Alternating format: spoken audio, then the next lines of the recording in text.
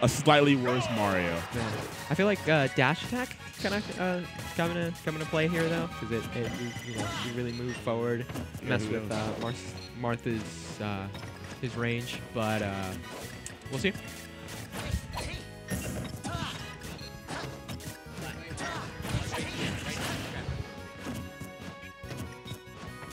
Okay.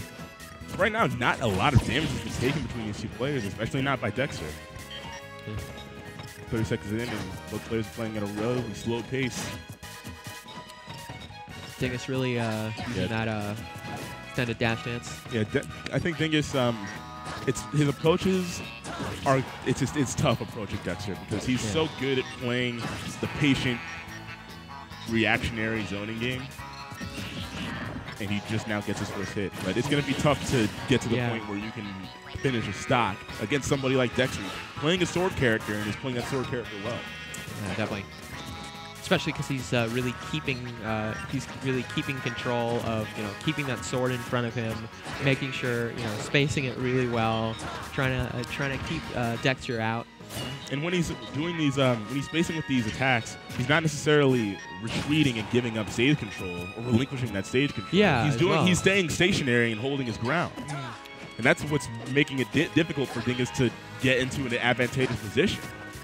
Because with Dexter having all this space, he's got all the options he could ask for, especially with the percentage deficit.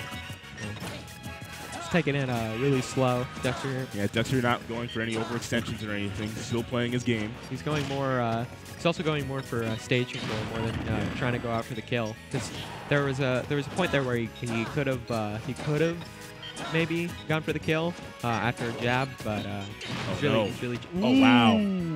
Okay. And misses the 7 as well. I feel like doesn't even get the hit. Could have killed, but I think Dingus Joe knows better than I do the percentages. Yeah, definitely. And the forward air is going to do it.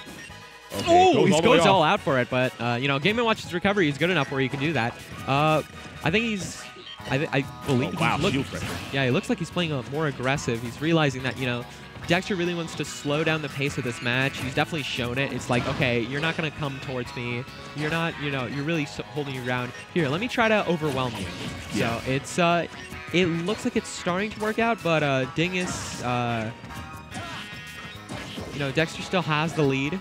And as I say that, Dexter's really turned the tide of the match again. Yeah, dude. Yeah, really has to go in. Yeah, at this point, I don't think he's in 2% with Dingus's amount of rage.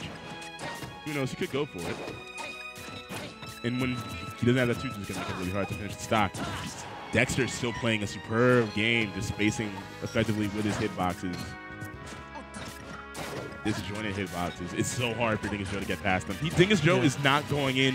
He doesn't want to rush in and take needless damage. No. So he's just trying to calculate. He's trying to be calculated in his approaches, and even then, he's not going. He's being really okay. Here's some 2-2. Yes, out of the percentage. He's going for punishes that aren't necessarily big damage. He's going for. He's either going for them or not going for them at all. He knows that he's at a huge deficit. I see one thing though. He's starting to spam those up smashes because he thinks, okay, so Dexter's playing good enough of a wall to where it's gonna be hard to just get those regular hits. Why don't I go out? Ooh, I like that. Fair, good up air to fair, man. Yeah, things like that are what we're going to need to see if Dingus is going to be able to take this game. Because like getting Dexter in disadvantageous positions and then making the most out of the limited option that Dexter has available to him in those situations. Because, okay, here we go. Okay, punish. Yeah. Dude, that's very good damage. Good damage. I don't know about that decision to up B though, because one of Dingus's Joe's best things is he will keep you in the air for as long as possible. Yes, he will. Yeah. He'll use the nair and the up air to and especially Marth, who has a little bit of trouble landing. I feel like Dingus. Ledge jump back air. Yeah, nice. Didn't need the sweet spot. Yeah, definitely. It's really strong with Marth. Marth really has a strong, I'm gonna go off ledge, just keep hitting you, and if you're at that %, he's gonna kill you with fair or bear. Yeah, dude. Yeah, and we were saying, okay, he's gonna go to Lucina. I feel like this is So Lucina versus Marth? No, Lucina versus Game Watch. See, yeah, he's going to go because he found that he was not always getting the consistent tippers, so he's going to go Lucina. And okay, that makes I think also sense. it's the fact that we're on town as well. Because he doesn't want Dingus to get rage. He just wants to end the stock. What's the what would you think the difference is then between Marth and Lucina on the stage? Or is it just Dingus dependent? Dexter doesn't need to space as effectively. He could be more lenient. He could be more lax with his spacing. He doesn't necessarily have to space to get a kill. He just needs to keep playing his game. And the hold advantage just is all the same. Yeah. But at the same time, killing is not something that he needs to get tippers for. Yeah. Which is good. And something we saw that I didn't get to finish it, but it's really important. Dexter has been holding advantage, and Dingus just had really nowhere to go in the past game. And when Dingus was able to put Dexter into a disadvantageous position, that's when he started doing well for himself because Dexter had limited options to get out of disadvantage. And because Marth and Lucina, not the best disadvantage states. So if Dingus can force those situations more often, it'll work out for him. Especially landing situations where he keeps him up in the air. I'm actually surprised he doesn't go for grabs more because, that's really his specialty. I think that was an attempted reset with the bacon pan. Ooh, yeah, that could have been interesting. The frying. Yeah, with the frying pan, yeah. Bacon pan, frying pan, same thing. Yeah, Dingus Joe's a really interesting game to watch. No pun intended. Okay, here we go. 2-2. Not quite. Yeah, it's hard to get that 2-2 on floaties, but wow, the up smash connects.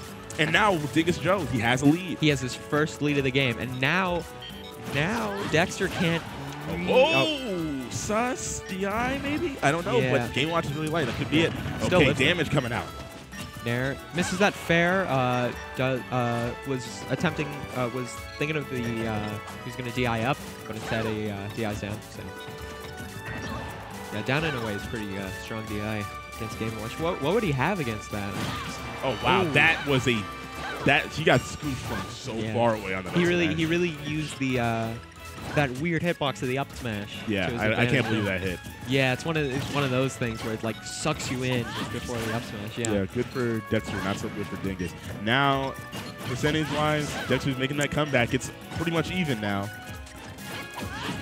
And now, Dexter is where he wants to be. This is where he has stage control, and he has the lead now. We're back to square one for Dingus. He's gonna have to do a little bit more of what he was doing before when he got. Oh wow, the forward smash, and that's it. He did. Yep. That forward smash is so strong that like a tipper forward smash, that's potent. But a forward smash from Lucina, it still killed him at like what, 89? I can't. Or wait, no, that was 70 something. That was like 60. He was like